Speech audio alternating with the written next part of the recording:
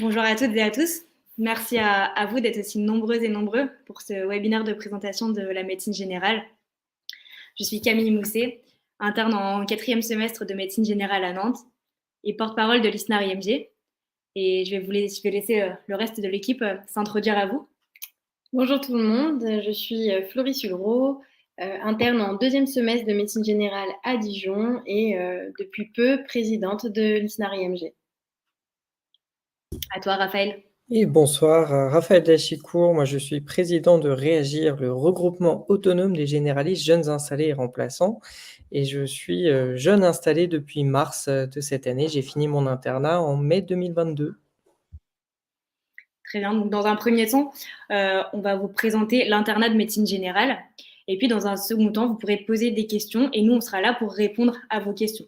On vous invite à poser vos questions dans le chat et on a une équipe qui va être chargée de nous remonter les questions pour qu'on puisse vous répondre.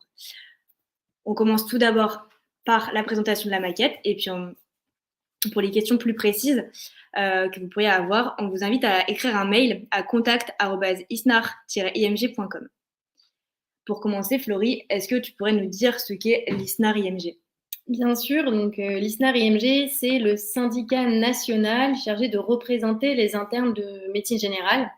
Il faut savoir que dans chaque subdivision où vous irez, il existe un syndicat ou une association locale qui a pour but de vous représenter au niveau national. Cette représentation, elle passe principalement par les conseils d'administration. Ils sont généralement au nombre de 4 par an qui nous permettent de décider des marches à suivre.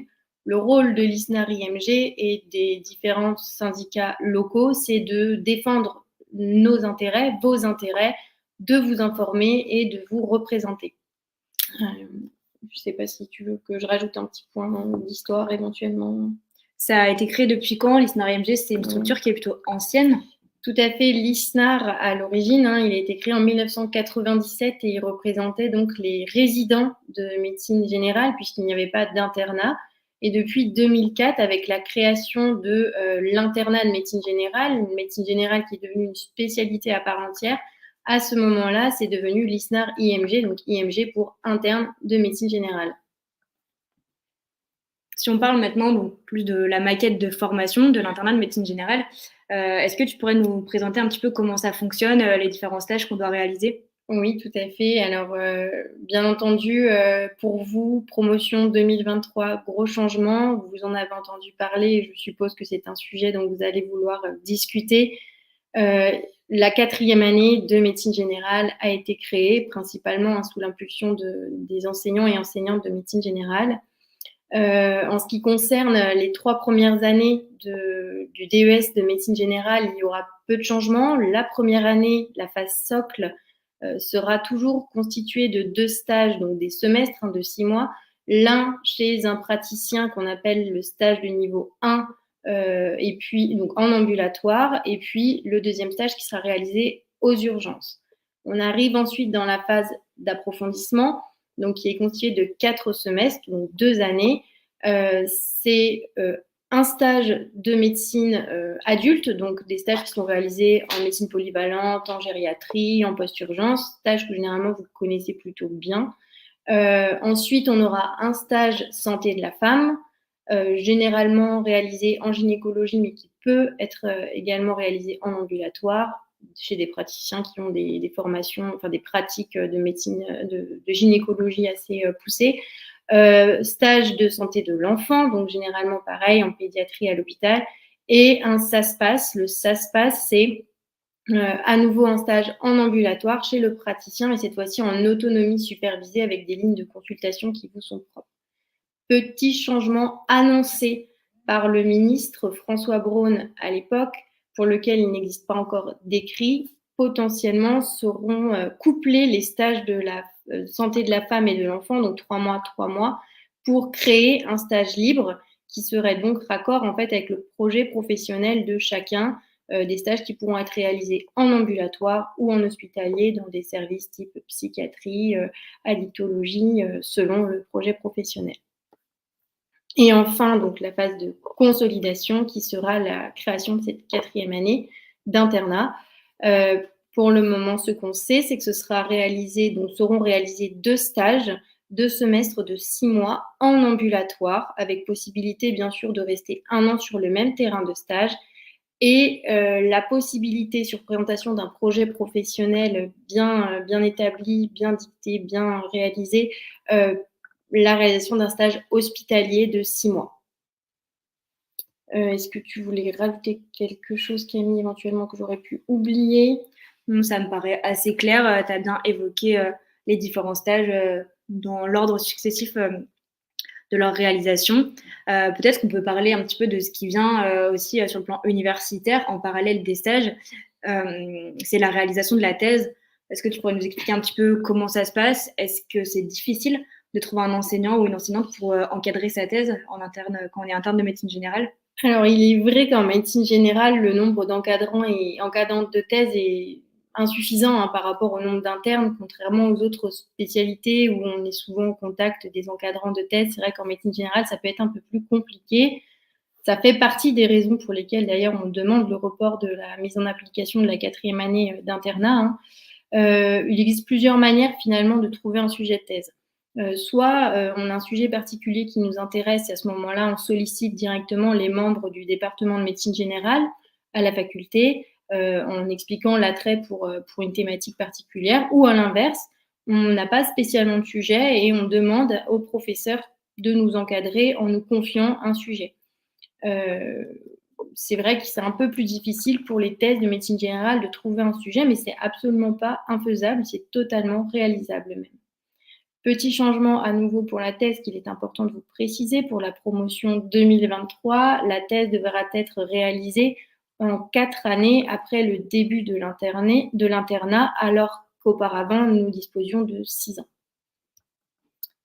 Voilà pour la thèse. Pareil, est-ce que tu voulais qu'on parle d'autre chose au niveau de la formation, peut-être les... Au niveau de la thèse, ça me paraît clair. Peut-être que oui, on pourrait aborder maintenant les FST, donc, qui sont des formations spécialisées transverses. Oui, tout à fait. Comment ça fonctionne? Est-ce qu'on les fait plutôt au début, à la fin de son internat? Alors, la FST, donc les formations spécialisées transversales, c'est une année d'internat supplémentaire qui s'intègre directement à l'internat. On les réalise en fait pendant la phase d'approfondissement, donc à partir de la 2e année d'internat, donc une fois qu'on a terminé les 2 premiers semestres de la phase socle, et du coup, ce sera avant la phase de consolidation pour vous. Ces FST, il en existe 7 qui sont dites d'intérêt pour la médecine générale, c'est-à-dire pour lesquelles les internes de médecine générale sont globalement prioritaires. Donc, on a douleurs et soins palliatifs, la médecine du sport, la médecine scolaire, la médecine légale et expertise médicale, la dictologie et médecine polyvalente. Voilà. Après, il est possible de réaliser d'autres FST si vous le désirez, mais il faut savoir que on ne sera pas forcément, en tant qu'interne de médecine générale, prioritaire sur les autres FST, mais sur, pareil, dossier bien ficelé, projet professionnel bien construit, il est tout à fait possible de postuler aux autres FST. Très bien, merci pour les précisions. Est-ce qu'on n'aborderait pas maintenant un petit peu les perspectives professionnelles? Comment on peut orienter sa pratique avec un diplôme de médecin généraliste? Comment on peut exercer? Est-ce qu'on peut exercer en hospitalier? Est-ce qu'on peut exercer uniquement en ambulatoire? C'est un petit peu la beauté de la médecine générale, c'est que finalement les possibilités d'exercice sont extrêmement variées. On a des possibilités très diverses. Bien sûr, il y a plusieurs hôpitaux de périphérie qui font appel à des médecins généralistes pour travailler donc, à l'hôpital, dans des services de médecine polyvalente, même aux urgences, en post-urgence, sans avoir besoin de diplômes supplémentaires. Et bien entendu, l'activité ambulatoire est majoritaire avec des activités qui peuvent être libérales, mais aussi salariées, par exemple dans les centres de santé ou autres. Je pense que là, peut-être que Raphaël pourra justement intervenir et nous en dire plus. En effet, Raphaël, en plus, tu pourrais peut-être nous présenter qu'est-ce que c'est réagir et puis du coup parler un peu des possibilités d'exercice. Avec plaisir. Du coup, Réagir, c'est le syndicat qui représente les jeunes médecins généralistes. Donc, jeunes médecins généralistes, c'est les médecins généralistes remplaçants, installés depuis moins de 5 ans, et jeunes universitaires. Donc, c'est la période post-internat, la période de transition, on va dire. Donc nous, notre syndicat, il existe depuis 2008. Il est construit autour de 11 structures régionales. Pareil, hein, c'est des structures régionales qui sont chargées d'accompagner, de proposer de la formation. C'est des interlocuteurs de proximité qui vous accompagnent sur votre post-internat, sur toutes les démarches d'installation, sur cette transition entre l'internat et l'exercice de médecine générale. Sur la question là, des perspectives professionnelles que vous dressez, ce qui est important de comprendre, c'est qu'en fait, être médecin généraliste, c'est devenir omnipraticien. C'est un terme un peu fourre-tout, mais il parle de lui-même. On peut tout faire en médecine générale. Donc déjà de l'exercice ambulatoire, c'est de l'exercice de ville. On a l'image du médecin généraliste dans son cabinet isolé, mais aujourd'hui, c'est pas ça forcément être médecin généraliste. Ça peut l'être, mais c'est pas une obligation. On entend souvent dire que être médecin généraliste, c'est renoncer au travail d'équipe. C'est pas vrai. On peut tout à fait travailler en équipe, en ambulatoire, que ce soit dans un cabinet de groupe, ou du coup dans les mêmes locaux, des professionnels partagent des locaux, dans une maison de santé où on mène un projet de santé entre professionnels du coup d'horizons diverses, les maisons de santé pluriprofessionnelles, dans des centres de santé où là, du coup, on n'est pas libéral, on est salarié, mais on a quand même une activité de médecin généraliste en ambulatoire. Et puis, on peut même avoir du travail d'équipe à une échelle supplémentaire, à l'échelle d'un territoire, sous un format associatif. Les fameuses CPTS, dont je pense beaucoup d'entre vous ont dû entendre parler récemment. On peut aussi participer et faire des gardes de permanence des soins ambulatoires. C'est un mot fourre-tout pour dire au final des gardes en maison médicale de garde le plus souvent, ou alors des gardes en visite à domicile. On peut aussi faire de la régulation libérale, c'est-à-dire travailler avec le SAMU pour faire de la régulation, c'est-à-dire les appels téléphoniques sur soit en journée, soit sur les horaires de garde, mais sur une filière de médecine générale. Donc on a quand même déjà toute cette diversité uniquement en ambulatoire. Et après, je ne vais pas forcément détailler, mais bien sûr, il y a tout ce qui est hôpital avec la médecine polyvalente, les urgences, même en psychiatrie, ils recrutent des médecins généralistes forcément pour s'occuper du somatique, les soins de suite et de réadaptation, les gériatries, les EHPAD, des associations en tout genre. En fait, il suffit de regarder les offres d'emploi de médecins généralistes pour se rendre compte que on peut créer un projet professionnel à son image. Et c'est ça qui est important. Et après, sur l'ambulatoire, on peut remplacer, on peut s'installer, mais on peut aussi faire de la recherche et de l'universitaire.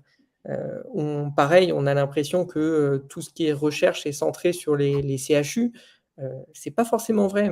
On peut faire de la recherche et de l'enseignement en médecine générale. On a une filière universitaire de médecine générale qui est en plein développement, en pleine expansion. Du coup, on peut tout à fait devenir chef de clinique de médecine générale, puis maître de conférences universitaires de médecine générale et devenir même professeur des universités de médecine générale sans forcément mettre un pied à l'hôpital, hein. C'est un exercice mixte avec un exercice en cabinet et un exercice à la faculté sur de l'enseignement et de la recherche. Voilà, je ne rentre pas forcément dans les détails, mais juste pour vous dire, on entend beaucoup de choses sur l'actualité récemment, sur la médecine générale.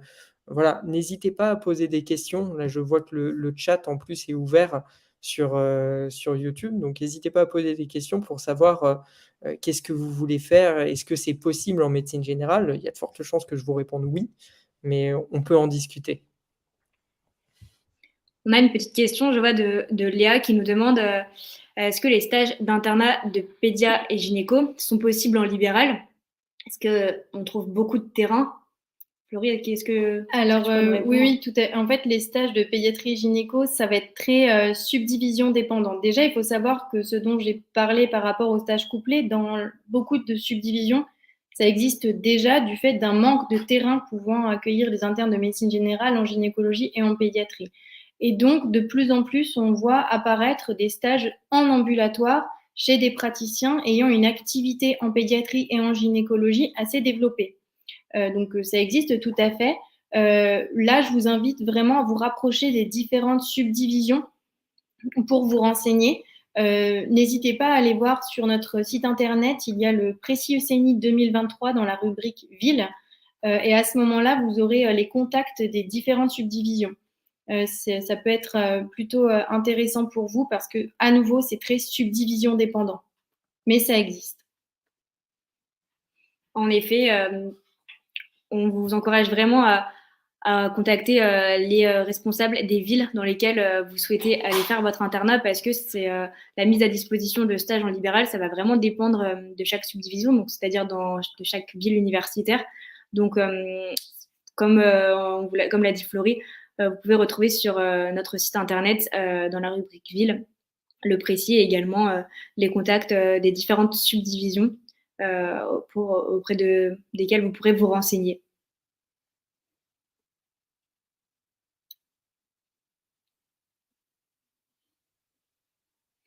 Est-ce que vous avez d'autres questions par rapport à la maquette de formation, perspective professionnelle, à la thèse ou est-ce que, Raphaël, tu vois des choses que tu aimerais compléter? Oui, on parle souvent, en tout cas moi j'ai souvent des internes qui viennent, parler en disant: «Est-ce qu'on peut faire tel DU? Est-ce qu'on peut faire tel diplôme universitaire dans telle ville? Est-ce que c'est possible?» et cetera. En fait, la question à se poser sur les diplômes universitaires, c'est, quelle pratique on veut avoir? Moi, je conseillerais pas forcément de se ruer sur des diplômes universitaires, en début d'internat. Je pense que c'est important de se poser, de définir ce qu'on veut faire et ensuite de voir comment on peut colorer son cursus pour le construire à son image. Je prends un exemple, si vous faites, un internat de médecine générale où, vous avez un stage libre, vous faites 6 mois de gynéco et que, vous avez déjà fait en plus sur le stage couplé 3 mois de gynéco. Vous avez fait 9 mois de gynéco. Si vous avez fait de l'ambulatoire, vous n'êtes pas obligé de faire un DU de gynéco pour, poser des stérilés ou pour poser des implants ou faire des frottis. Ça, c'est une formation de médecin généraliste. Si en plus vous avez fait beaucoup de stages dans ce domaine-là, vous n'êtes pas du tout limité. Les DU ne sont là que pour vous donner les compétences dont vous sentez que vous avez besoin. La seule limite dans votre exercice, c'est les compétences que vous pensez avoir. En tout cas, il y a personne qui va vous dire: «Tu n'as pas le droit, de faire ça parce que tu n'as pas de DU», sauf recrutement sur des postes salariés où il peut y avoir des exigences. Mais c'est ça en tout cas l'exercice ambulatoire, c'est de pouvoir construire, une carrière en fait qui correspond à ce que vous voulez faire et de continuer à évoluer. C'est ça la formation continue. Et d'ailleurs, du coup, je vais rebondir sur ce que tu dis, Raphaël, hein, les diplômes universitaires ne sont effectivement pas du tout obligatoires pour avoir une formation un peu orientée dans la médecine générale. C'est des formations qui restent payantes et c'est important de préciser que c'est vous qui devez vous organiser pour réaliser les diplômes universitaires. Les temps de formation, et ça on pourra aussi revenir dessus peut-être après, mais ne font pas partie des temps de formation auxquels on a droit dans le temps de formation universitaire, disons. Alors, tu parles des temps de formation universitaire. Est-ce que tu pourrais développer un petit peu plus comment est-ce qu'on fait pour continuer à se former en même temps que son internat? Alors justement, oui, l'internat de médecine générale, c'est donc, on a dit, hein, la formation via les stages, mais il y a aussi tout un pan de la formation qui est hors stage avec les formations, d'une part, universitaires. Donc, on a justement les GEP, on a également les RSCA. Vous allez apprendre à faire tout ça, qui sont en fait des traces écrites. Et contrairement en fait à l'externat où on a les professeurs qui vont nous dire de faire telle ou telle chose, là c'est vraiment vous qui allez aller chercher des sujets qui vous ont intéressé, posé problème pendant votre internat pour en discuter avec des groupes d'étudiants attitrés en début de chaque année. Là, à nouveau, c'est subdivision dépendant pour l'organisation et le nombre de GEP et de RSCA qu'il y a à réaliser, mais ça fait partie donc ça de la formation universitaire. Le temps de travail en fait de l'interne en médecine générale, il faut préciser que c'est 8 demi-journées par semaine en stage et du coup une demi-journée formation universitaire et une demi-journée de formation en autonomie. Sur ces formations en autonomie, vous pouvez par exemple bosser un DU, ça il n'y a pas de souci. Mais c'est vraiment ce côté où on a des demi-journées de formation et je pense que c'était important de le préciser aussi au milieu de ce webinaire. On aborde la formation, c'est bien, on a une question de Lucie. Lucie qui nous demande est-ce qu'il est possible de faire une FST qui n'est pas réservée aux médecins généralistes? Comment ça se passe dans ce cas-là? Alors justement, c'est un peu ce que j'évoquais tout à l'heure. On a des formations des FST qui vont être en priorité accessibles aux médecins généralistes, celles que j'ai citées tout à l'heure, et toutes les autres FST peuvent être accessibles également aux médecins généralistes sur constitution d'un dossier, sur projet professionnel à nouveau bien ficelé. C'est pas impossible.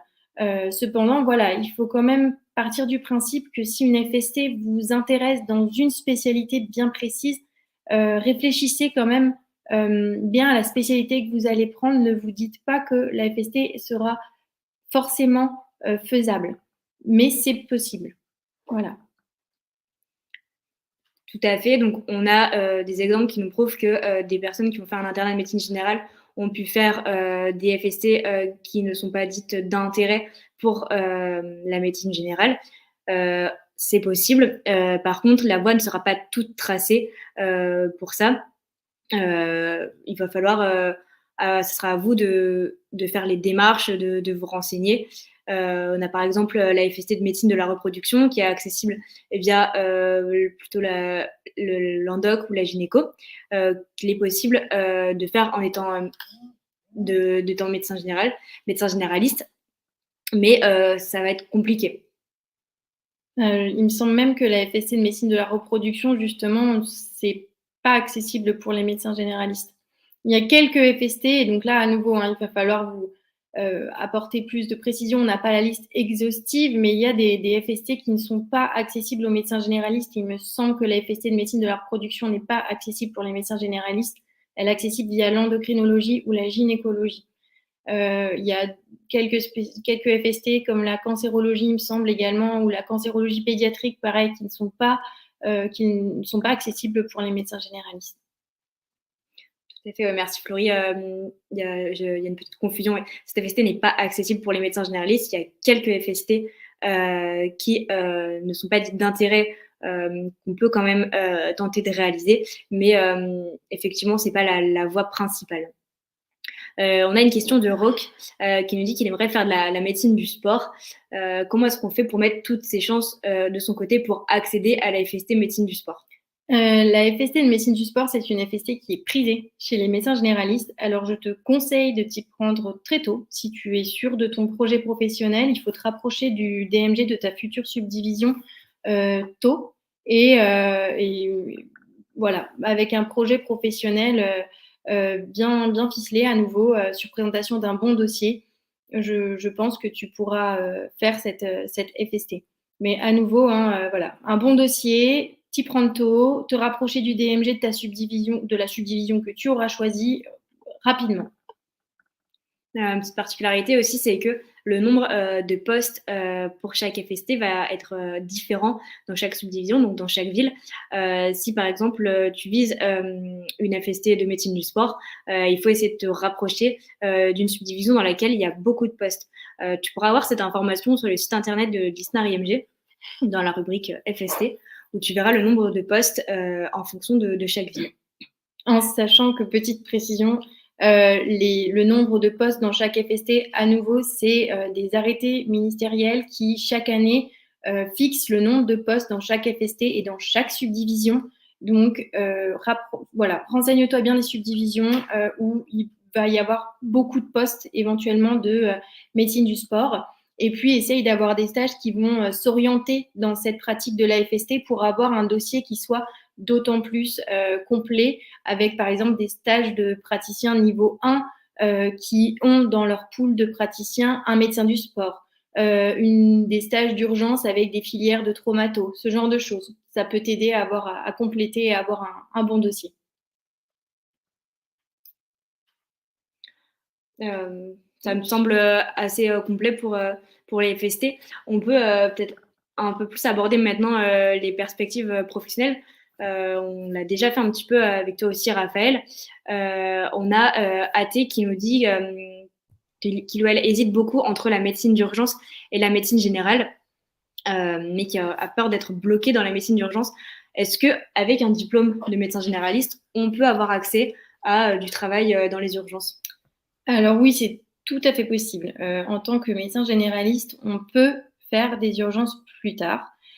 Pourquoi? Déjà parce qu'il y a un manque de médecins et de médecins urgentistes d'autant plus. Donc, les postes, on recherche des médecins généralistes pour les services de médecine d'urgence. Attention toutefois, ce sera de la médecine d'urgence généralement de filière courte ou de filière longue. On exclut de ça ce qui est la pratique des SMUR qui sont pour le coup réservés à la médecine d'urgence.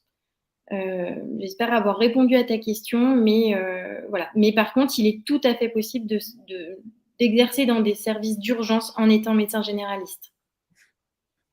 Je ne sais pas si Raphaël, tu voulais peut-être rajouter quelque chose sur cette Non, question. c'est assez clair. Après, globalement, on voit quand même beaucoup de médecins généralistes qui sont recrutés dans les urgences. Du fait du manque de médecins, en fait, on va avoir des médecins qui vont aller un peu partout. C'est vrai qu'habituellement, c'est plutôt sur des filières courtes, c'est clairement pas sur du déchocage ou du SMUR, hein. Faut pas s'imaginer avoir ce type d'exercice. Après, sur des urgences pédiatriques aussi, ça se fait, hein. Il y a aussi des médecins généralistes qui exercent aux urgences pédiatriques.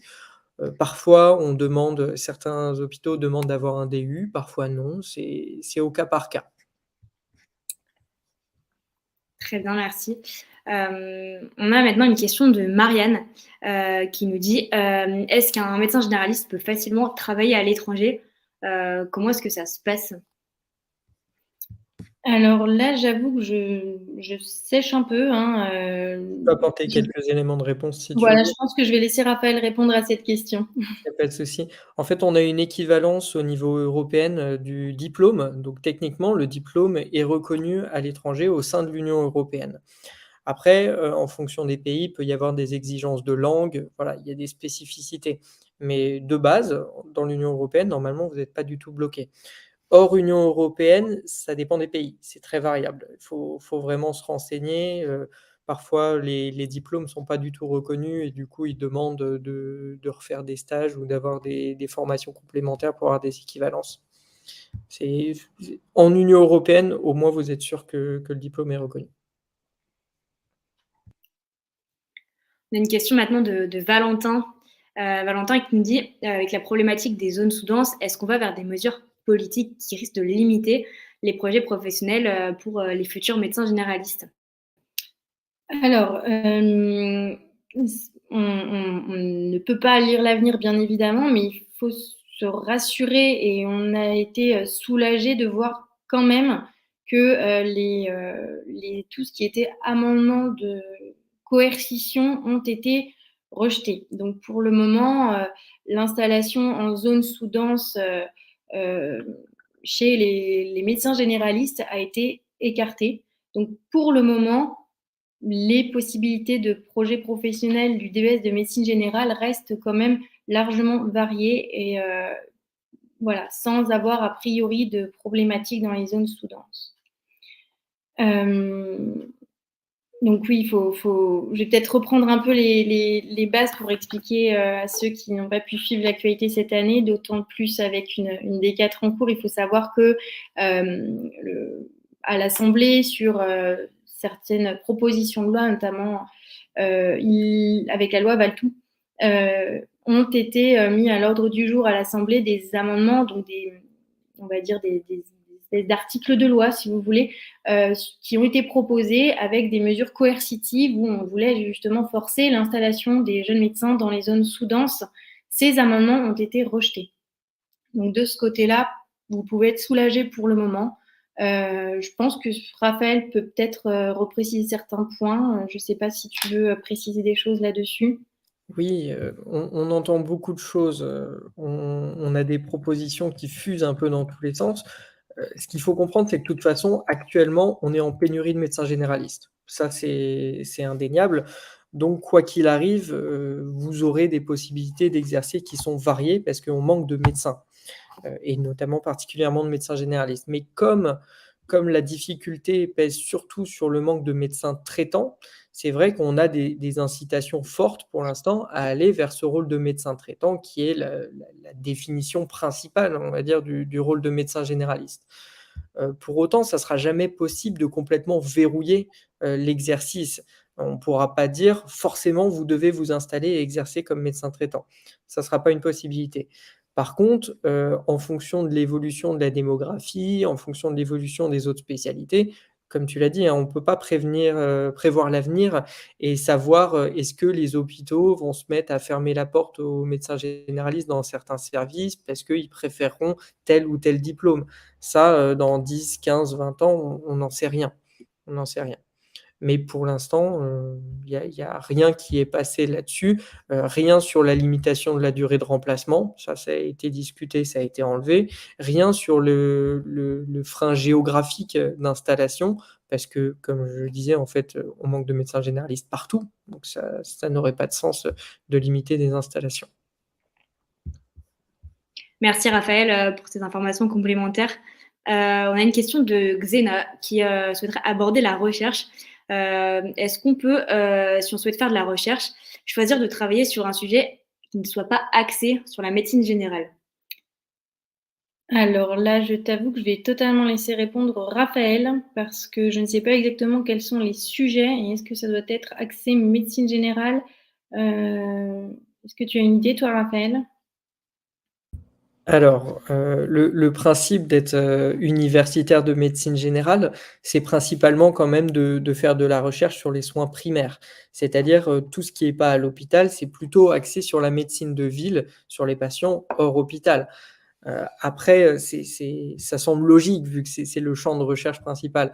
Ça n'empêche que, moi j'ai des exemples de médecins généralistes de formation qui ont fini chef de clinique en hospitalier, sur, de la médecine polyvalente ou sur de la permanence d'accès aux soins de santé, enfin des choses un peu plus spécifiques. Mais là, on est sur, de la marge. Le principe de la filière universitaire de médecine générale, c'est de la recherche en soins primaires.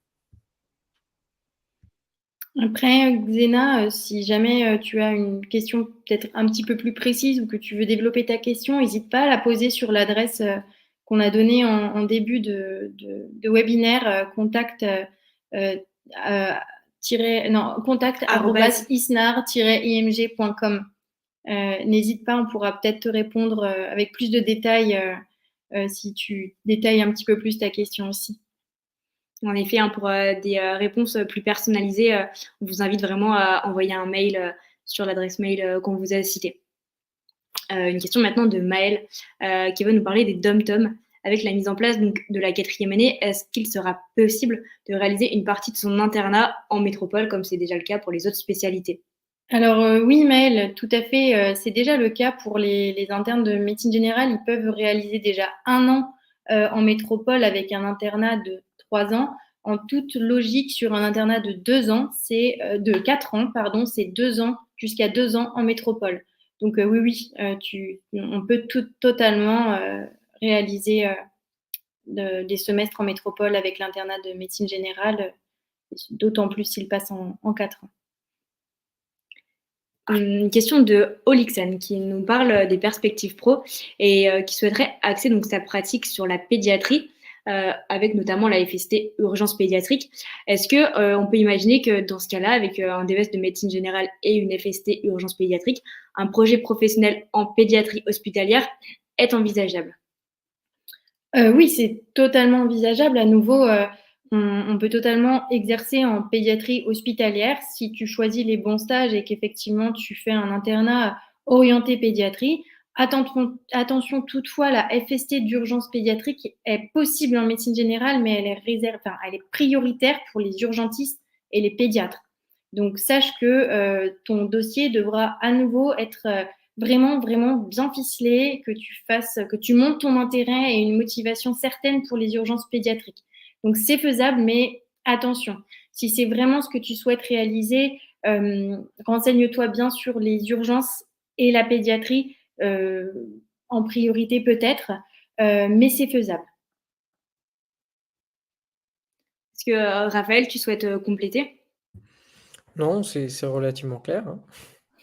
On passe sur la question de Clara alors. Clara aimerait savoir comment sont réalisés les cours en médecine générale. Est-ce que ça se fait à une échelle locale ou bien à une échelle nationale? Alors les cours universitaires de médecine générale sont organisés par les DMG de chaque subdivision. Donc, en fait, on a une organisation générale, on va dire, qui est nationale, mais chaque subdivision organise les cours comme elle le souhaite. C'est ce que je disais un petit peu au début, le nombre de cours, l'intitulé même des séminaires, des obligatoires, des ateliers sont subdivisions dépendants. C'est pas quelque chose qui est organisé au niveau national. Est-ce qu'on a des congrès de médecine générale qui seraient obligatoires? Alors non, pas à ma connaissance, il n'y a pas de congrès de médecine générale obligatoire. Il y a des congrès auxquels je t'invite vivement à aller, notamment le congrès de l'ISNAR-IMG, hein, mais non, il n'y a aucune obligation à réaliser les congrès et contrairement où il y a certaines spécialités où il y a une certaine pression sur les internes qui doivent faire des présentations au congrès, etc. En médecine générale, non, il n'y a pas de congrès obligatoire. Très bien. Donc, en effet, comme l'a dit Florie, l'ISNAR-IMG organise un congrès auquel vous pouvez participer. Il y en a plusieurs pendant l'année qui sont parfois payants. Donc, aucun ne sont obligatoires. Vous pouvez y participer pour enrichir votre formation. Toujours Clara qui nous demande si on a une idée de la date de la parution du décret sur la 4e année d'internat de médecine générale. Alors, excellente question, Clara. On se pose la même question. On essaye de mettre une certaine pression et surtout de demander le report de cette 4e année encore et encore, car pour nous, là, les textes ne sont toujours pas parus. Voilà. Donc, évidemment, on aimerait avoir la réponse à ta question. Malheureusement, on ne l'a pas. Nous sommes dans l'attente et nous sommes bien désolés de ne pas pouvoir vous annoncer plus de détails sur cette 4e année. Tout ce qu'on peut vous dire, c'est qu'on va continuer de demander le report de cette 4e année. Une question, donc toujours Clara, qui aimerait savoir comment se passent les remplacements désormais. Et ben, je vais laisser Raphaël discuter de ce sujet avec Clara, parce que je pense qu'il est le mieux placé. Donc pour les remplacements, pour l'instant, rien n'a changé, hein. On est toujours sur les mêmes règles. C'est-à-dire qu'à partir du moment où vous avez validé votre 3e semestre, dont le stage de niveau 1 en ambulatoire, vous pouvez demander une licence de remplacement. Et du coup, vous avez le droit de remplacer dès que vous avez cette licence de remplacement. Rien n'a changé à ce niveau-là. Il n'y a pas de limitation de la durée de remplacement, y compris après l'internat.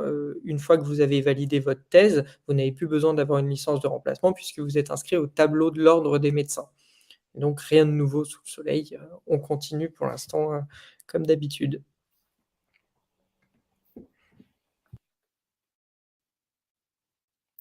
On a fait le tour de pas mal de questions.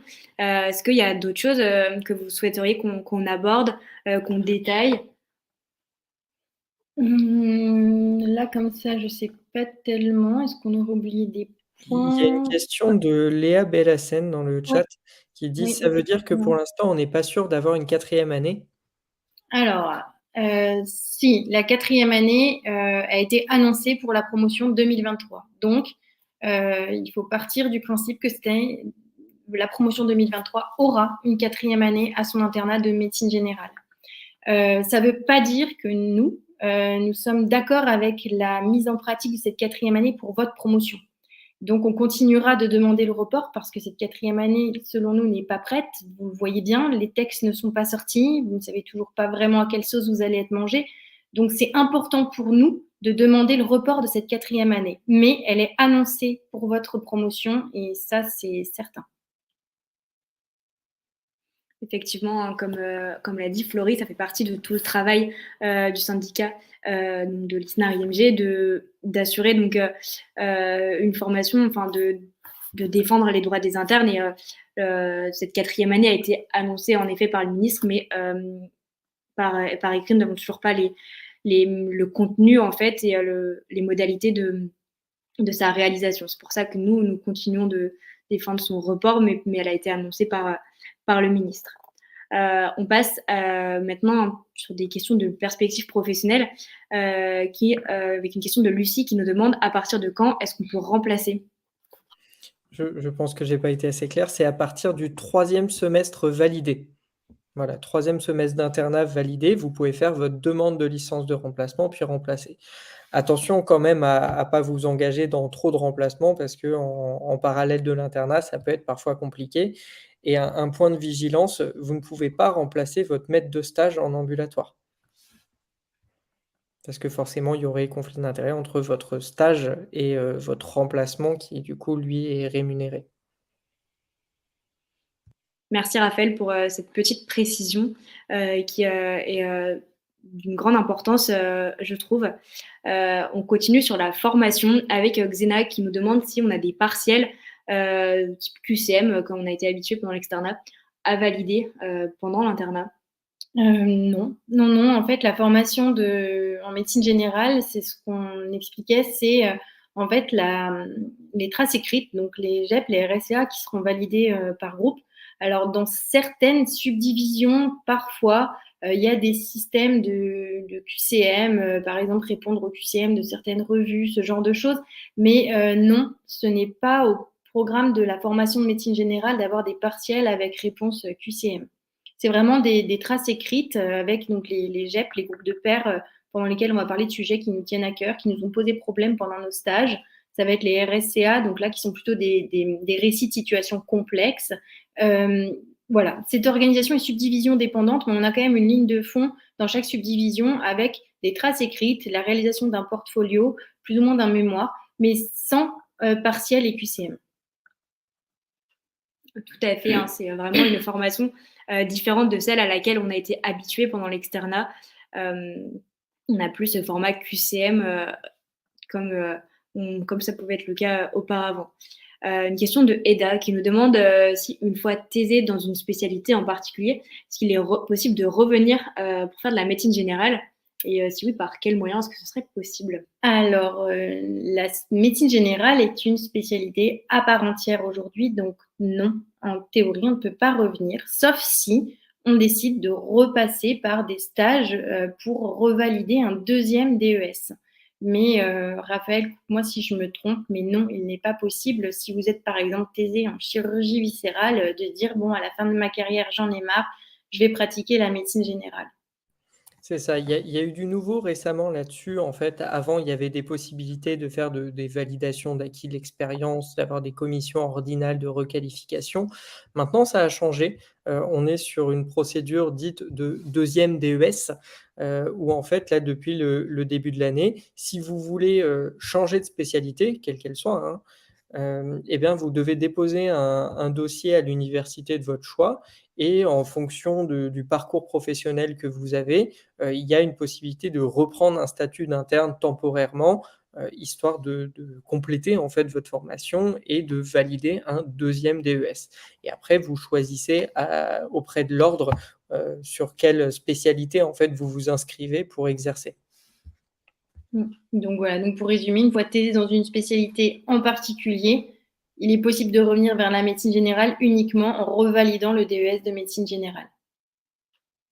Si c'est plus clair.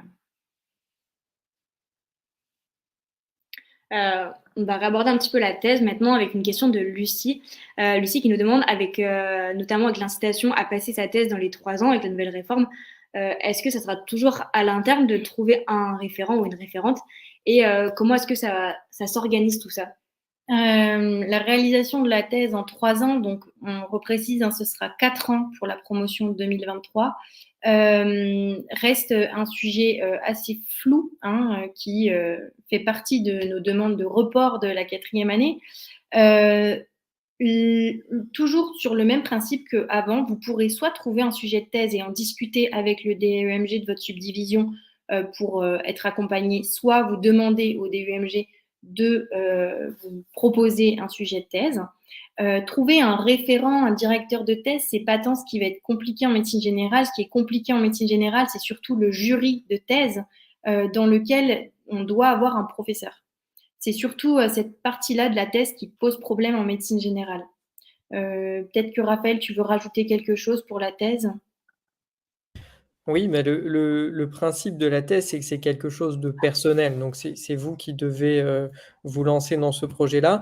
Après, forcément, il y a différents types de façons de faire. C'est-à-dire qu'il y a souvent des chefs de clinique, des universitaires qui ont des idées de sujets parce qu'ils travaillent sur différents sujets de recherche et qui peuvent vous proposer certaines choses. Ou alors, vous pouvez simplement avoir une idée de thématique, rencontrer un médecin généraliste, pas forcément universitaire d'ailleurs, hein, c'est pas forcément un universitaire qui dirige, une thèse, et discuter avec lui et vous dire: «Bah, j'ai envie de travailler sur ce sujet, comment est-ce qu'on pourrait faire ça?» Et en fait, c'est aussi l'enjeu de certains enseignements, c'est d'apprendre à poser une question de recherche et d'apprendre à faire de la recherche, quoi. C'est partir d'une thématique pour sortir une question de recherche, travailler une méthodologie et arriver au final, à un projet de thèse abouti.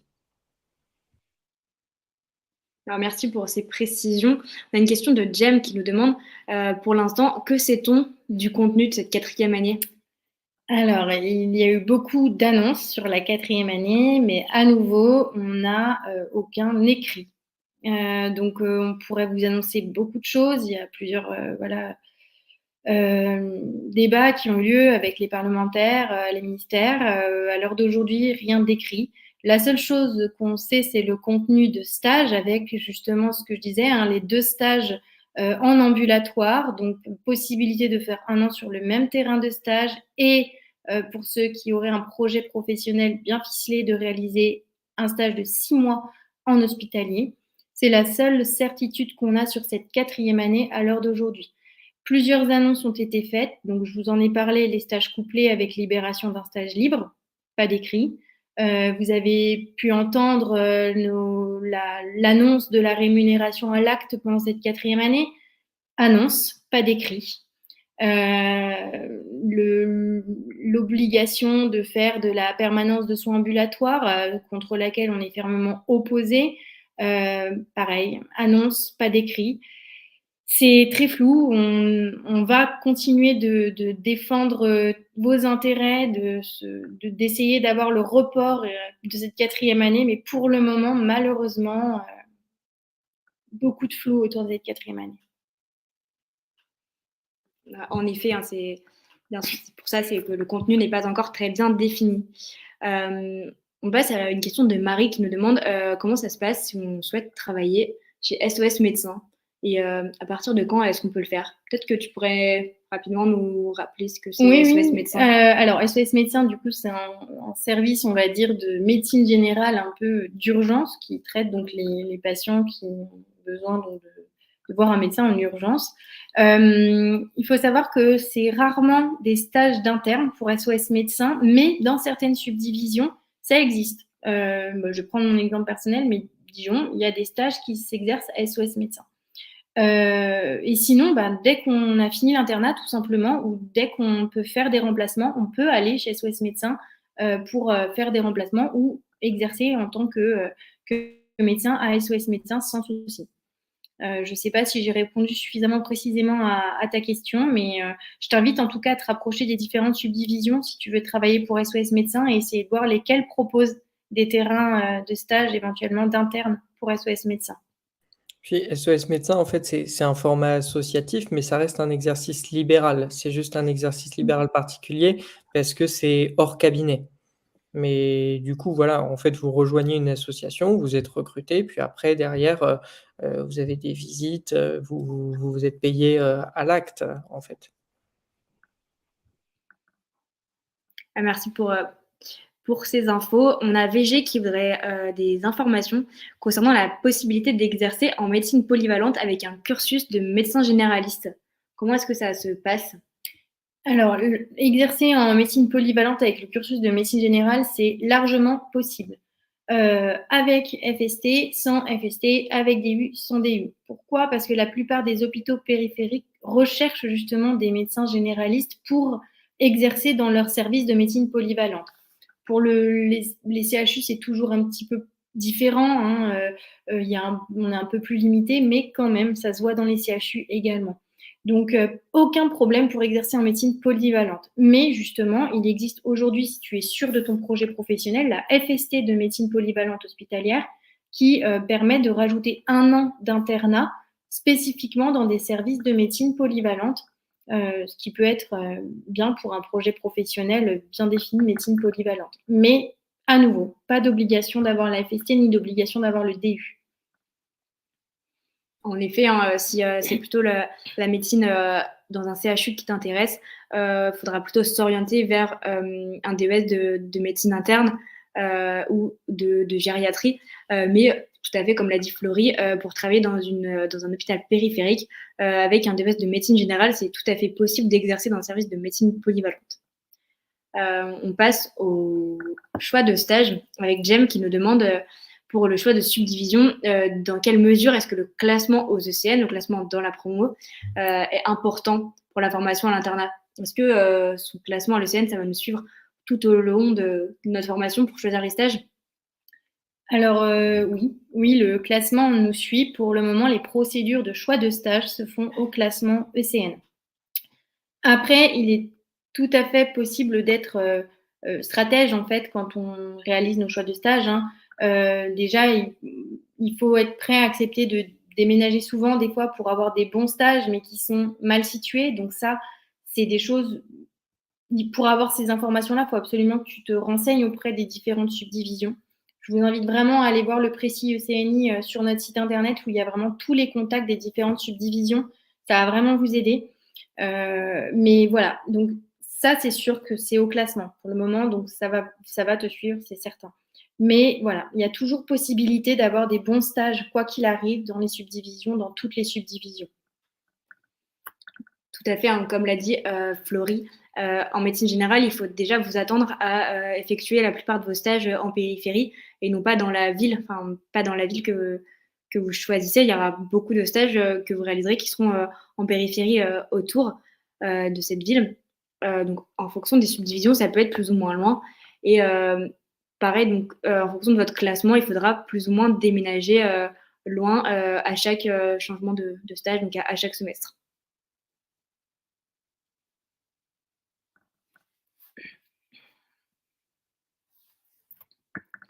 Est-ce que vous avez d'autres questions qui viennent sur les stages, sur votre formation?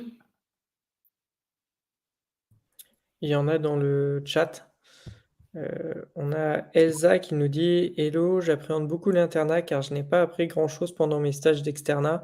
Pensez-vous que c'est quand même faisable d'avoir un bon internat malgré ça?» Alors oui, rassure-toi Elsa, on est beaucoup à arriver à l'internat et à se dire: «Mais mince, j'ai pas du tout fait les stages qu'il fallait». Rassure-toi, les stages d'internat, notamment de phase socle, sont surtout des stages où on va accompagner les internes dans leur formation et dans leur prise d'autonomie. C'est vraiment quelque chose qui se fait naturellement. Tu as en plus généralement du temps pour retravailler les sujets que tu trouves importants pour ta formation. Quand tu seras en stage de Prat niveau 1, tu vois un cas intéressant sur lequel tu trouves que tu es un petit peu limite, mais il n'y a pas de souci, tu auras largement le temps de retravailler des sujets qui t'intéressent. Les praticiens sont pour la plupart des gens bienveillants, avec une prise d'autonomie pendant ton stage qui sera vraiment voilà, progressive. Donc, rassure-toi. L'externat, voilà, on le laisse derrière et tu repars de zéro sans aucun souci.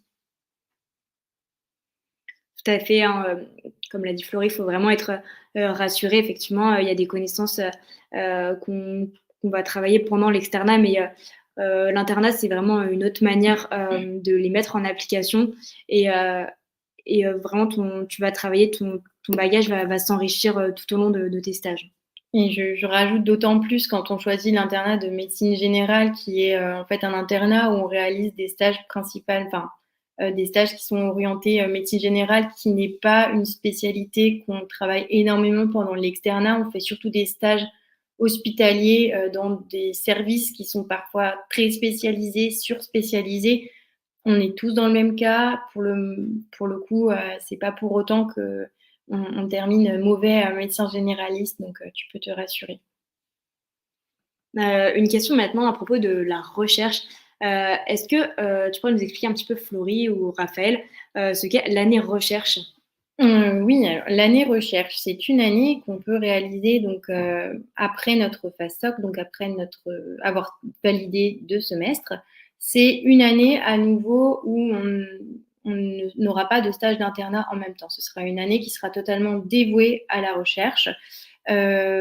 Pour cela, il faut constituer des dossiers pour envisager de faire l'année recherche, se rapprocher du DUMG. Et en fait, c'est un dossier où on doit avoir également l'aval d'un laboratoire avec un projet recherche à nouveau bien ficelé. Je pense que Raphaël pourra vous en dire un petit peu plus sur l'année recherche, mais c'est totalement réalisable en médecine générale et au contraire, c'est de plus en plus le cas et c'est très bien accueilli par les DMG généralement. Oui, il y a possibilité d'avoir des bourses aussi pour financer cette année recherche puisque du coup on n'exerce plus, en tant qu'interne, donc on n'est pas rémunéré par l'hôpital, mais avec ces bourses, il y a une possibilité quand même de rémunération. Ensuite, vraiment moi ce que je voulais dire, c'est que typiquement si vous voulez faire de l'universitaire, de la recherche en médecine générale, hésitez pas à prendre contact avec vos départements de médecine générale, même dès le début, hein, c'est pas grave si vous vous dites: «Moi la recherche c'est clairement quelque chose que j'ai envie de faire», bah, au moins vous serez accompagné pour, avoir un internat qui sera orienté vers ça.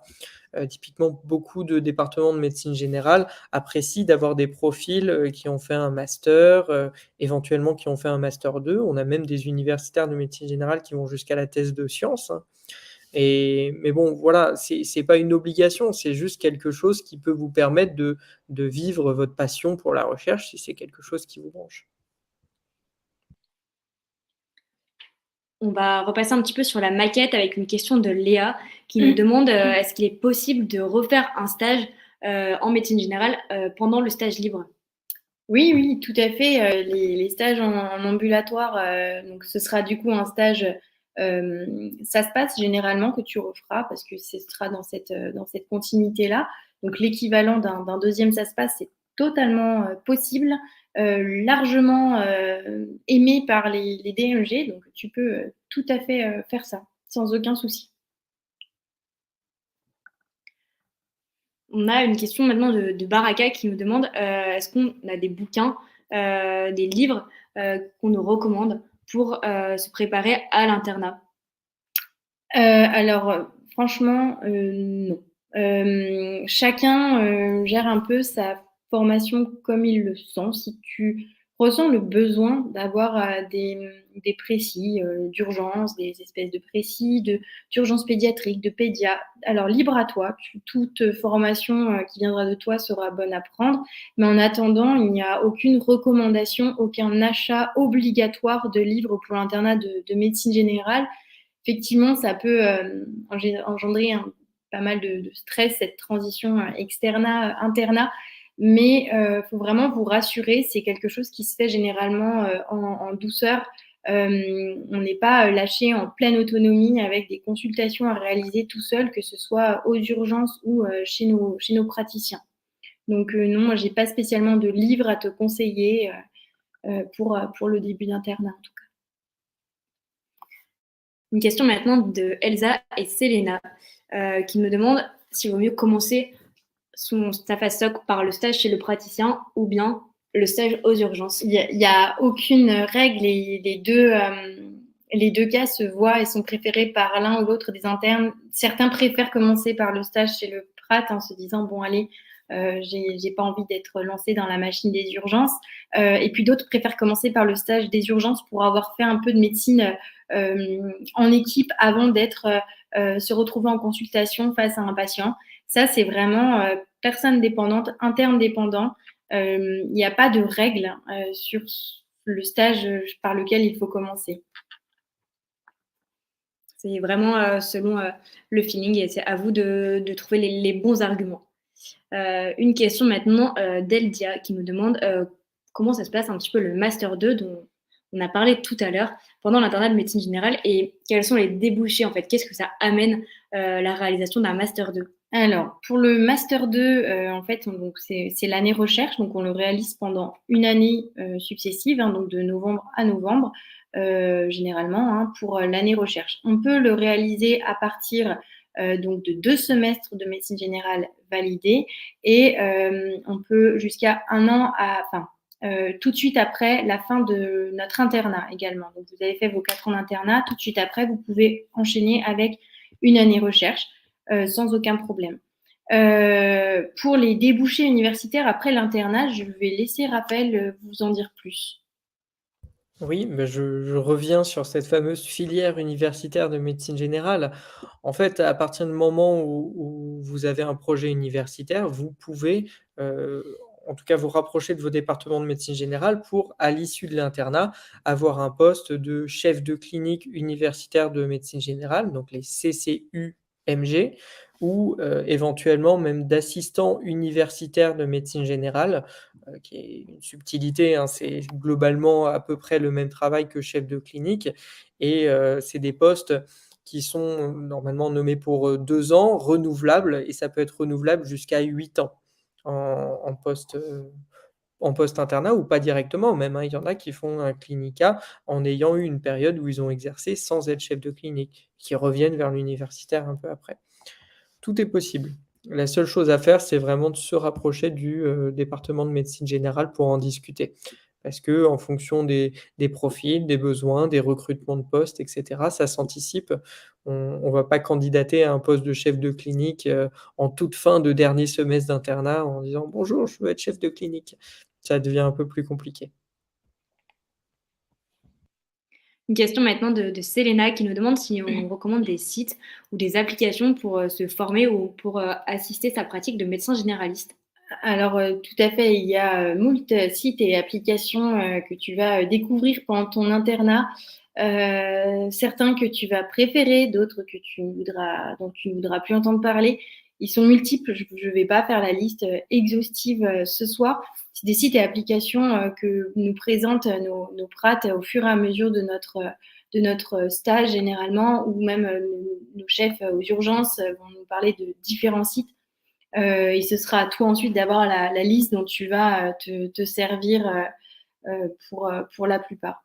Après, on peut te donner toujours quelques exemples, hein, typiquement Antibioclick. Je pense que tout le monde connaît l'application Antibioclick.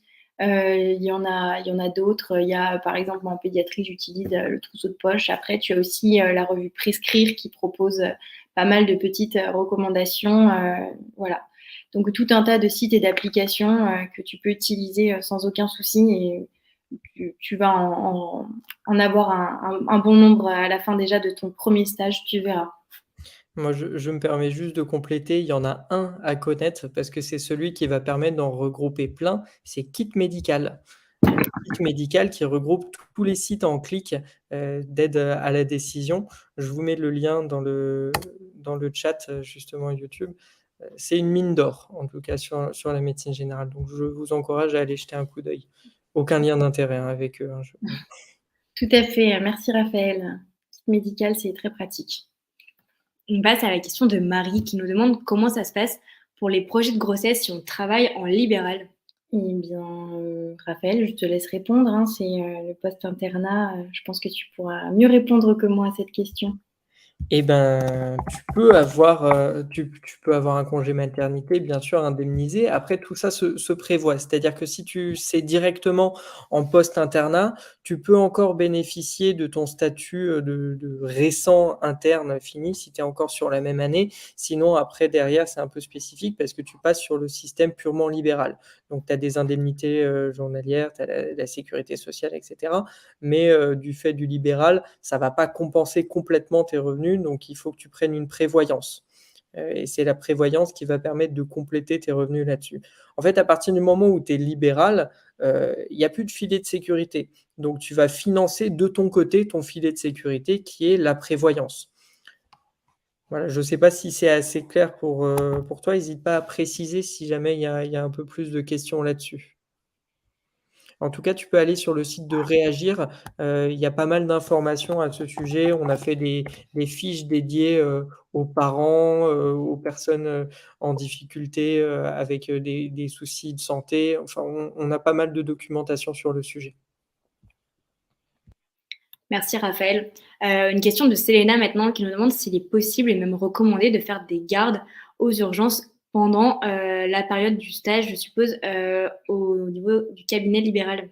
Alors, question classique, vous avez le droit de faire des gardes aux urgences. Il n'y a rien d'obligatoire pendant le stage de niveau 1 chez votre praticien libéral.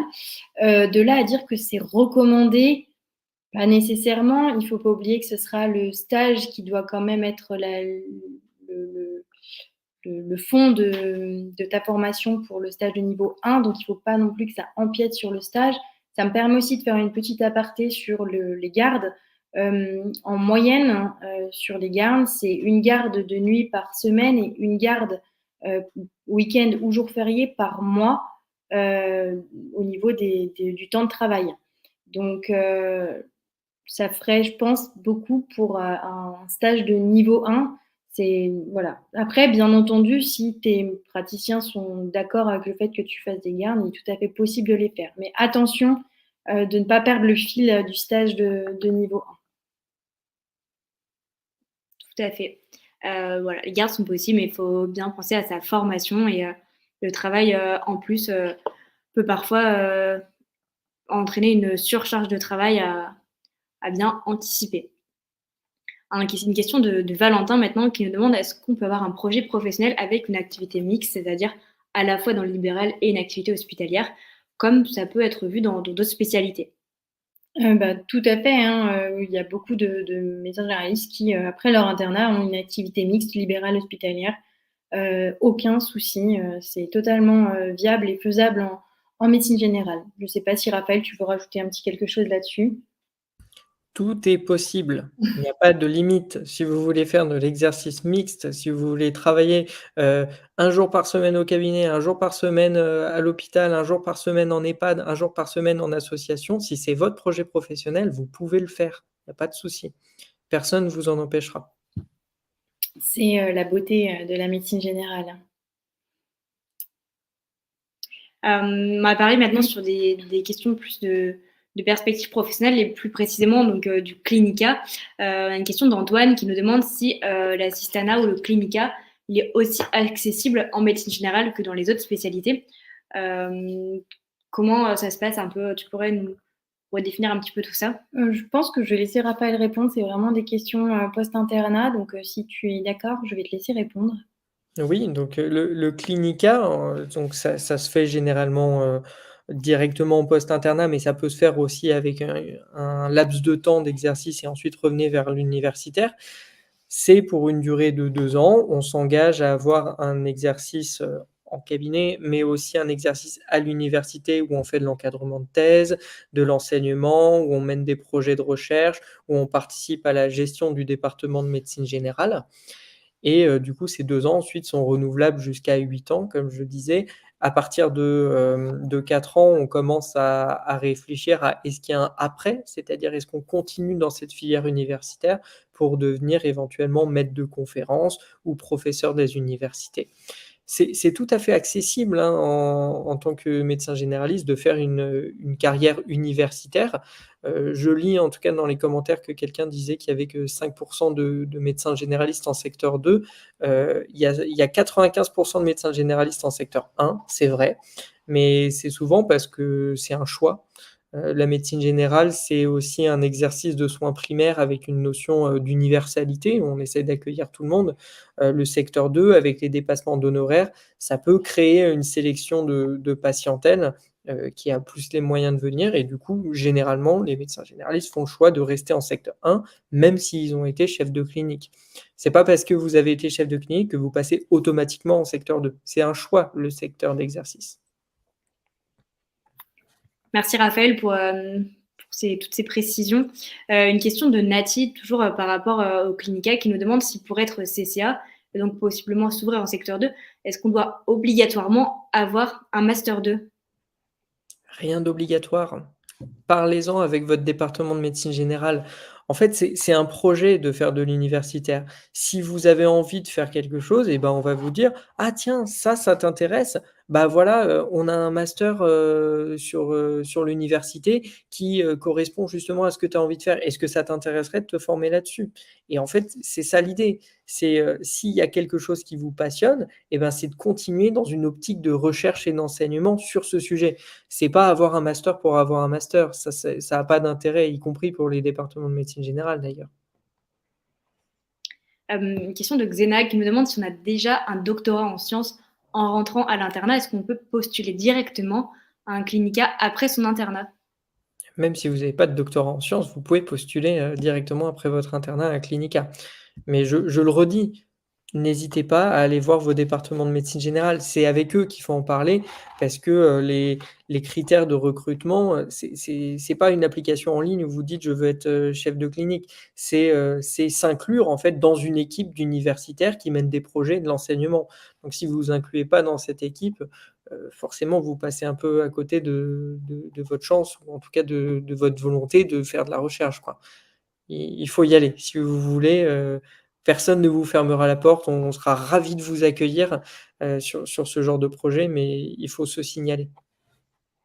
Une question d'Eldia qui aimerait qu'on revienne un petit peu sur comment ça se passe le Master 2 pendant l'internat de médecine générale et puis les débouchés universitaires qui sont possibles avec un Master 2. Alors, du coup, juste pour le Master 2 pendant l'internat de médecine générale, c'est ce qu'on disait. Une fois que vous avez validé vos 2 semestres de phase socle, vous pouvez demander à faire l'année recherche et à valider un Master 2.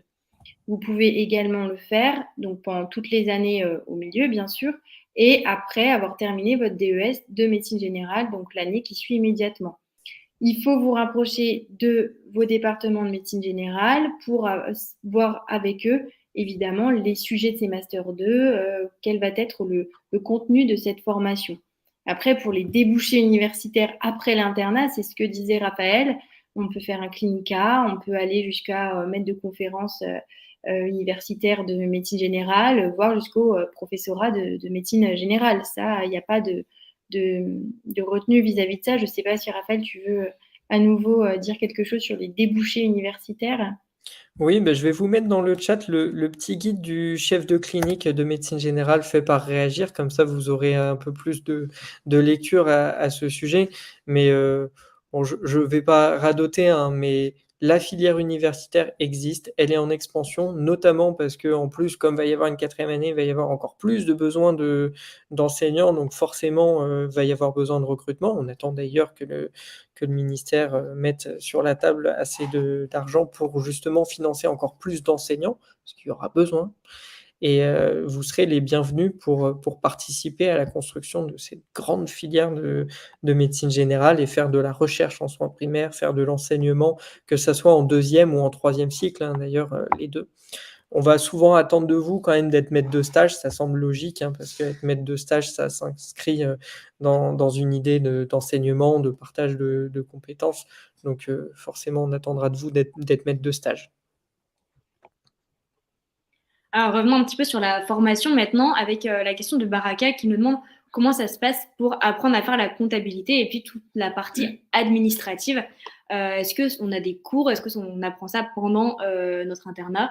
Ou bien est-ce qu'il existe des formations spécifiques qui sont dédiées à cet apprentissage? Alors, il n'y a pas de formation spécifique comptabilité et trucs administratifs de la part du DMG, tout du moins, hein. C'est peut-être dans certaines subdivisions, ça peut exister, mais en tout cas, ce n'est pas quelque chose qui se fait en pratique. Généralement, c'est surtout auprès de nos maîtres de stage universitaires pendant nos stages en ambulatoire, notamment pendant le SASPAS, qu'on apprend à faire la comptabilité et les trucs administratifs. Après, il y a souvent les subdivisions locales essayent d'organiser dans chaque subdivision des formations justement sur les comptabilités, sur la manière de gérer tout ça. Donc ça va être très subdivision dépendant, les formations supplémentaires que peuvent apporter les différents syndicats locaux. Mais voilà, il n'y a pas de formation spécifique faite par la faculté, non. C'est là que Réagir intervient. C'est vrai que c'est un constat qui est partagé par beaucoup de gens, hein. On est médecin généraliste, on n'a vécu que du salariat pendant toutes nos études et on se retrouve parfois un peu lâché à gérer du libéral, à gérer une comptabilité en fait, ce qu'on ne sait pas du tout faire. Et on a un réseau à Réagir qui justement s'est formé à ces questions-là et qui propose son expertise et essaye d'accompagner les jeunes médecins généralistes pour éviter qu'ils soient trop perdus. C'est justement aussi le sens de notre travail en commun entre l'ISNAR IMG et Réagir, hein. D'ailleurs, on aura une super formation 1, 2, 3 remplat lors du congrès de l'ISNAR IMG où on vous présentera toutes les démarches pour remplacer la comptabilité, etc. Et donc, Petite précision, hein, c'est bien des formations spécifiques qui sont réalisées, de ce dont je parlais, par les syndicats locaux, donc les associations locales représentatives des médecins généralistes qui organisent ces formations. Généralement, les DMG, les facultés n'ont rien à voir là-dedans. Tout à fait, voilà. Donc vous aurez l'occasion de vous former, mais c'est vrai que ça passe par des heures supplémentaires un petit peu pour comprendre comment on gère toute cette partie administrative. On a une question de Momo qui nous demande comment se préparer à l'internat, puisque quand on arrive en tant qu'interne, on a une gestion de tâches, une prise d'initiative qui est totalement différente, totalement nouvelle par rapport à ce à quoi on était habitué quand on était externe. Et comment on fait pour apprendre à gérer des patients, des patientes avec les connaissances qu'on a acquises pendant l'externat. Eh bien, tu vas le faire tout en douceur avec soit une équipe autour de toi quand tu seras aux urgences, soit avec des maîtres de stage universitaires qui, encore une fois, ne nous laissent pas en autonomie pendant les stages de niveau 1. C'est un accompagnement. Généralement, on est au début en supervision directe, c'est-à-dire qu'on a vraiment le maître de stage à côté de nous pendant qu'on gère les consultations pour justement voir interagir avec lui au fur et à mesure si on a la moindre question, si on a des doutes, des questions. Et puis, au fur et à mesure, ça deviendra de la supervision indirecte, du coup, avec notre MSU qui est généralement à l'extérieur de la salle de consultation, présent, bien sûr, si on a le moindre souci, mais voilà, avec donc une autonomie qui se gagne au fur et à mesure du stage. Il ne faut pas imaginer qu'on est lâché en tant qu'interne après l'externat, surtout en médecine générale, dans des services ou dans des salles de consultation sans avoir de supervision. C'est quand même quelque chose qui se fait avec un accompagnement et un gain d'autonomie progressif. Pareil pour les urgences, c'est des terrains de stage où on est avec toute une équipe, que ce soit les paramédicaux avec les équipes infirmières qui savent très bien qu'on est néo-interne et qu'il y a plein de choses qu'on ne maîtrise pas encore, que ce soit les chefs qui sont pour la plupart quand même bienveillants. Il y a un accompagnement des internes et ça, peu importe la spécialité qui se fait. Donc, pas de panique et c'est normal que vous ayez l'impression d'être complètement perdu à l'idée de devenir interne. Mais pas de panique, ça va se faire et très bien se faire. Soyez rassurés, hein, vous n'êtes pas les premiers à passer par là et vous ne serez pas les derniers. Il y a vraiment une progression qui se fait de manière douce et vous ne serez pas laissés seuls. Et je pense que c'est important de préciser aussi que tout ce qui est syndicats locaux sont là aussi pour vous accompagner si jamais il y a quoi que ce soit qui pourrait mal se passer pendant vos stages. Vous n'êtes pas interne seul face à vos terrains de stage et c'est très très important de savoir que vous êtes représenté et accompagné également par les syndicats locaux. Tout à fait, c'est ce pourquoi nous sommes là aussi, c'est pour vous accompagner, pour vous aider à justement à franchir cette étape entre l'externat et l'internat et puis même tout au long de l'internat à continuer à avoir une formation, à être encadré dans un milieu bienveillant. On passe à la question de Selena peut-être qui nous demande si par exemple chez le médecin généraliste en première année, est-ce qu'on pourrait faire des consultations tout seul? Alors oui, tout à fait. En fait, l'objectif du stage en première année, c'est progressivement d'arriver vers une autonomie avec notre maître de stage qui finit par nous laisser seuls en salle de consultation. Pas de panique à nouveau, c'est progressif tout au long du semestre d'internat. Et quand vous vous sentez prêt, quand vous vous sentez capable de faire une consultation tout seul. Il n'y a pas d'obligation. Si un maître de stage vous dit que vous êtes tout seul dès le premier jour, vous allez voir votre syndicat local, mais ça n'arrive pas. C'est vraiment des maîtres de stage qui sont pour la plupart très bienveillants et qui vont vous accompagner progressivement vers l'autonomie et qui ne vont pas vous mettre face à des patients dès le premier jour. Voilà. Mais par contre, oui, l'objectif, c'est qu'à la fin de ce semestre, vous soyez capable de faire une consultation en autonomie, donc tout seul. On repart un petit peu sur la maquette avec Selena qui aimerait des précisions sur le stage couplé dont tu as parlé au début, gynécopède, 3 mois, 3 mois. Comment ça se passe? Alors, donc la maquette actuelle du DES, c'est pour reprendre la base, en théorie, 6 mois en gynéco, 6 mois en pédiatrie.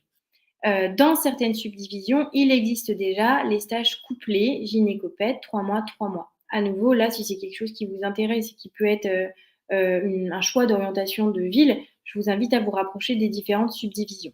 Quoi qu'il en soit, avec la réforme de la 4e année et donc la réforme de la maquette qui va avec, on se positionne, nous, l'ISNAR IMG, pour que le stage gynécopède soit couplé 3 mois pour permettre la création d'un stage libre. Ce stage gynécopède 3 mois, vous pouvez très bien le compléter par un deuxième stage de pédiatrie ou un deuxième stage de gynécologie, si c'est ce qui vous intéresse, sur un stage libre.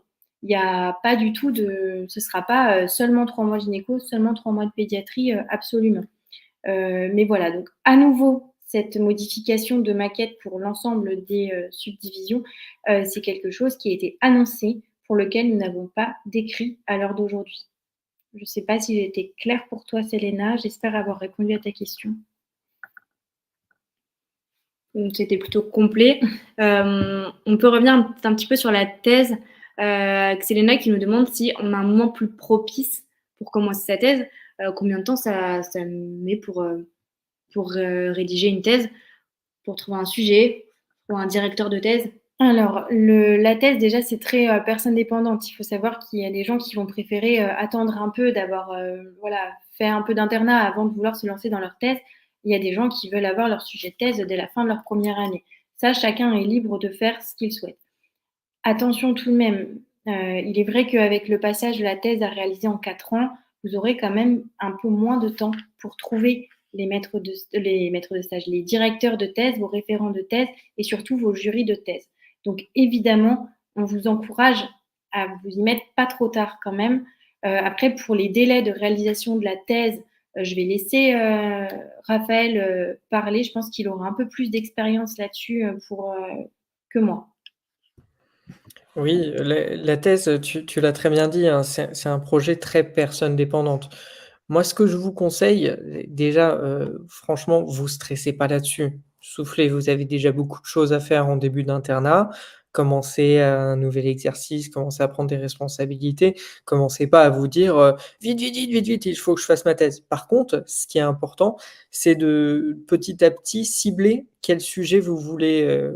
Et pour ça, en fait, la première étape, c'est de définir un champ d'intérêt. C'est de dire: «Qu'est-ce qui m'intéresse? Sur quoi j'ai envie de travailler?» C'est quand même quelque chose qui va vous occuper, potentiellement pendant, 1 à 2 années. Heu, Si c'est quelque chose qui vous plaît pas et que vous faites juste parce que c'est un sujet qu'on vous a refourgué et que, vous avez envie de vous en débarrasser, clairement vous allez saturer au bout d'un moment parce que, c'est du boulot. Il y a du travail à faire. Après, en fonction de la méthodologie, en fonction de l'envergure, en fonction du nombre de données à récolter, ça peut être plus ou moins long. Voilà, je peux pas donner de chiffres. Je vous ai dit 1 à 2 ans.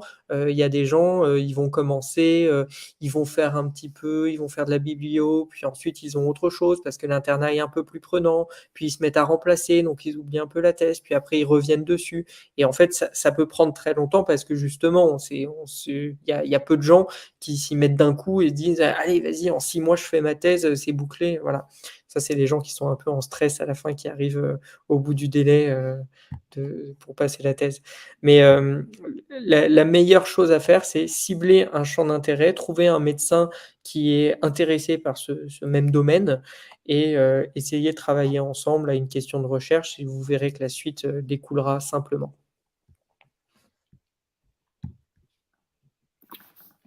On peut reparler un petit peu peut-être de la 4e année qui interroge donc Olixane qui nous demande si actuellement on a assez de terrains de stage pour recevoir les internes dans les subdivisions. Eh bien, c'est une excellente question, Olixane. À nouveau, c'est l'un des chevals de bataille de l'ISNAR IMG. Les terrains de stage, nous les voulons bien sûr formateurs, nous les voulons accueillants pour les internes, les docteurs juniors ambulatoires que vous serez. Et pour le moment, c'est une question qui reste encore assez floue.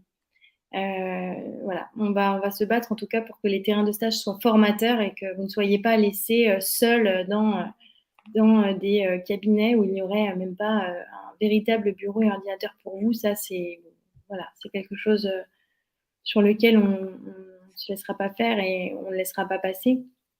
Savoir s'il y a assez de terrain de stage, bien sûr, c'est une question qui reste très pertinente et qu'on se pose nous aussi. On terminera avec une dernière question donc, à propos des perspectives professionnelles.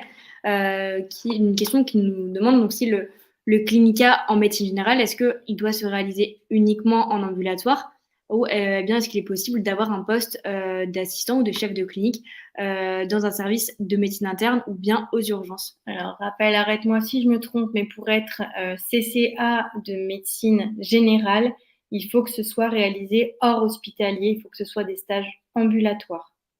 C'est ça. En fait, être chef de clinique de médecine générale, c'est pratiquer la médecine générale au sens primaire du terme. C'est des soins primaires. Donc, c'est hors hôpital, c'est l'ambulatoire. Après, il y a quelques cas, mais c'est à la marge, hein. Il y a quelques cas de chefs de clinique qui ont une formation de médecin généraliste, mais qui deviennent chefs de clinique hospitaliers. Et dans ce cas, ils ne sont pas chefs de clinique de médecine générale. Ils sont chefs de clinique de la spécialité du service où ils exercent. Mais c'est des cas spécifiques. Ça rentre pas dans le cadre de la filière universitaire de médecine générale, parce que exercer en médecine générale, même si on dit qu'il y a beaucoup de possibilités et que vous pouvez tout faire, la définition primaire du terme, ça reste quand même de l'exercice ambulatoire en cabinet.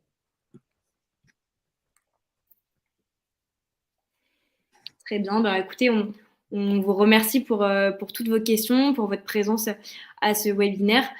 S'il vous reste encore des interrogations, des choses que vous voudriez éclaircir pour choisir votre internat, vous pouvez nous écrire donc à contact@isnar-img.com pour notre syndicat pour l'internat de médecine générale. Si c'est plus des questions donc, de perspectives professionnelles, vous pouvez également écrire à Réagir à contact@reagir.org. On remercie également Raphaël pour sa présence à ce webinaire, pour avoir pu répondre à un bon nombre de questions sur les possibilités d'exercer après l'internat. Pour d'autres renseignements, vous pouvez également aller voir sur notre site internet dans la rubrique Ville. On a publié le précis ECNI, donc qui va vous expliquer vraiment comment ça se passe dans chaque subdivision avec les contacts pour avoir plus d'informations, des renseignements sur l'internat de médecine générale, sur la recherche, sur plusieurs choses qu'on a pu aborder ce soir. Nous, en tout cas, on vous dit que la médecine générale, c'est vraiment une très bonne spécialité. On est ravis d'avoir fait ce choix. On espère que vous saurez réfléchir et prendre les bonnes décisions, les bons choix pour votre futur internat. C'est la beauté de la médecine générale, c'est son exercice varié, tout ce qu'elle peut offrir et tout ce qu'elle a à offrir. Donc voilà, en tout cas, venez nombreux dans cette belle spécialité et merci pour vos questions, pour votre présence à ce webinaire. Bonne soirée.